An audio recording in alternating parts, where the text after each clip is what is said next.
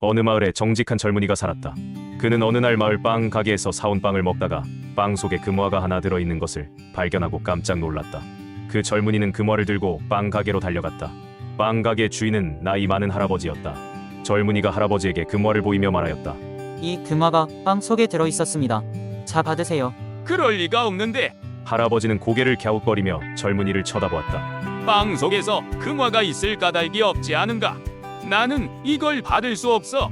그건 자네가 갖게. 아닙니다. 이건 할아버지께서 가지셔야 해요.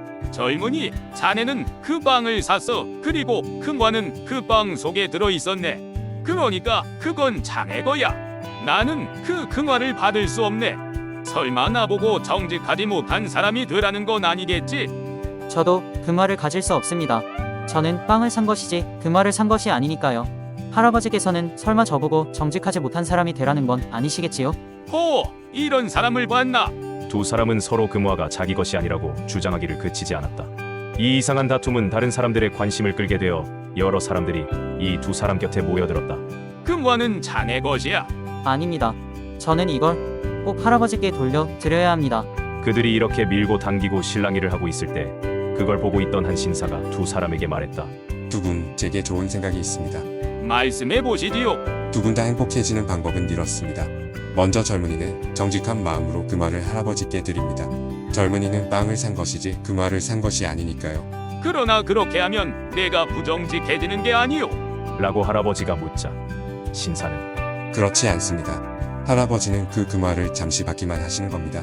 할아버지는 금화를 받자마자 젊은이가 정직한 마음을 가진 데 대한 상으로 젊은이에게 다시 돌려주십시오.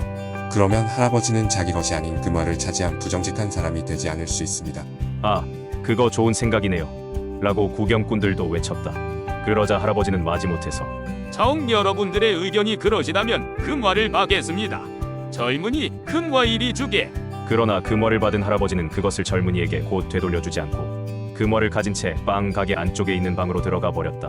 할아버지가 한참이 되어도 나오지 않자 구경하던 사람들이 웅성대기 시작했다. 생각이 바뀐 건가?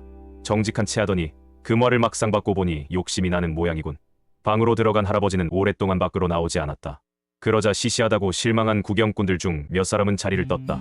금화를 넘겨준 젊은이도 집으로 가려고 하자 방법을 제안했던 신사가 젊은이를 붙들었다. 자네는 상으로 금화를 받고 가야 하네. 나는 이 일을 결말지을 책임이 있는 사람이야.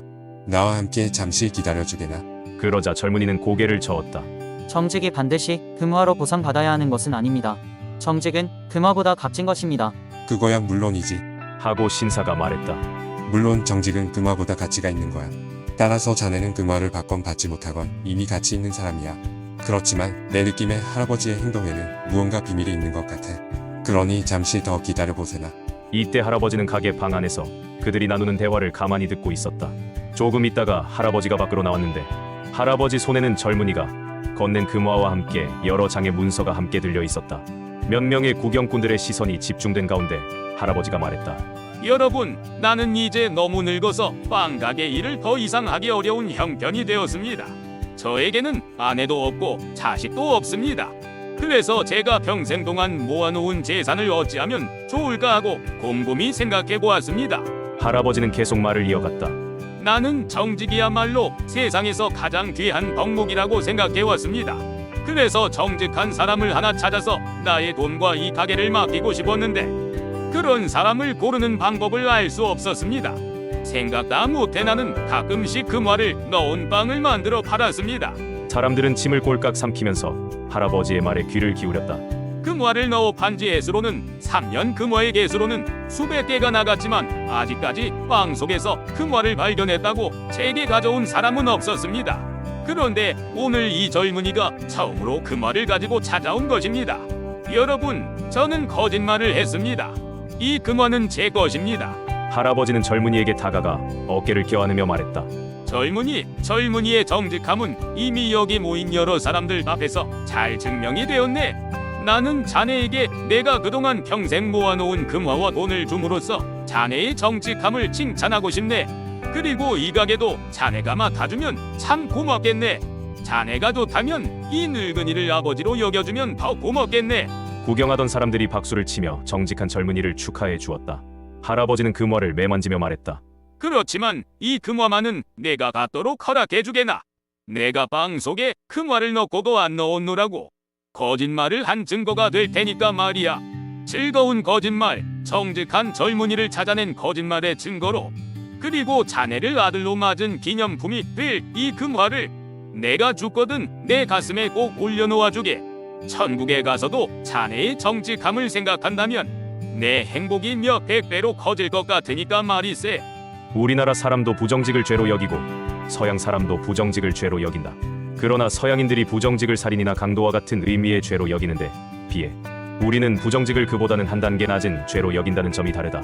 닉슨 대통령은 도청을 했기 때문이 아니라 도청하지 않았다고 거짓말을 했기 때문에 대통령의 자리에서 쫓겨났다. 그러나 우리나라에서는 거짓말을 했다고 해서 쫓겨난 대통령은커녕 국회의원도 없다. 이야기에 나오는 젊은이의 말처럼 정직이 반드시 금화로 보상되어야 하는 것은 아니다. 하늘이 보고 있고 양심이 보고 있다고 생각해보라. 내 아들이나 딸이 지금 내가 하는 일을 보고 있다고 생각해보라. 그때 두려움을 느끼게 될까? 아니다. 그때 느껴지는 것은 만족함과 떳떳함이다. 정직은 가장 강한 힘이다. 내적인 힘이고 그 힘으로써 내가 행복해진다. 그뿐인가 그 행복은 조금씩 전파되어 남까지 행복하게 만들어준다. 이렇게 하여 정직은 금화로 보상받기 전에 다이아몬드로 보상한다. 내적으로 만족하고 떳떳하고 개운하고 행복해지는 보상이다. 그리고 호가 아는가? 이 이야기의 젊은이처럼 물질적으로도 보상받게 되는지. 정직은 이상하게도 반드시 보상이 따릅니다. 정직할 수 있는 용기는 힘들지만 막상 하고 나면 시원합니다. 안창호 선생은 나라가 망하는 첫 번째가 거짓말이라고 하였다. 어떠한 손해를 보더라도 정직해야 합니다. 아니, 거짓말은 절대 하지 말아야 할 것입니다. 정직이 최선의 방책인 것입니다.